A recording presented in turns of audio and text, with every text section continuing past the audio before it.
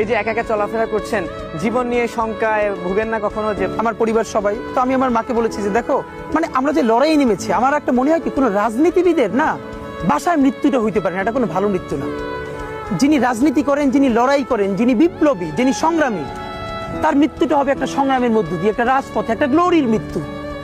আমি তো ভীষণভাবে প্রত্যাশা করি, আমি ছোটবেলা থেকে এই স্বপ্নটা দেখি, অনেক জায়গায় বলেছি যে একটা তুমুল মিছিল হচ্ছে অন্যায়ের বিরুদ্ধে, সেই মিছিলের সামনে আমি আছি, কোনো একটা বুলেট এসে আমার বুকটা হয়তো বিদ্ধ করে দিয়েছে, এবং সেই মিছিলে আমি হাসতে হাসতে আমি শহীদ হয়ে গেছি। এবং সবাই যখন মৃত্যুটাকে ভীষণ ভয় পায়, আমি তখন হাসতে হাসতে আল্লাহর কাছে ভীষণ সন্তুষ্টি নিয়ে পৌঁছতে চাই যে আমি একটা ন্যূনতম ওই জীবনটা লিড করতে পারলাম, যে আমি একটা ইনসাফের হাসি নিয়ে আমি আমার আল্লাহর কাছে পৌঁছতে চাই। সুতরাং আগামী 50 বছর বাঁচলাম, কোনো ইম্প্যাক্ট তৈরি হলো না আমার দিয়ে, দেশের জন্য, রাষ্ট্রের জন্য, উম্মার জন্য, জাতির জন্য। কিন্তু আমি ধরেন 5 বছর বাঁচলাম, সেটার মধ্য দিয়ে যদি আগামী 50 বছরের ইম্প্যাক্ট তৈরি হয়, তাহলে অনেকদিন বেঁচে থাকায় কি সাফল্যের বলেন?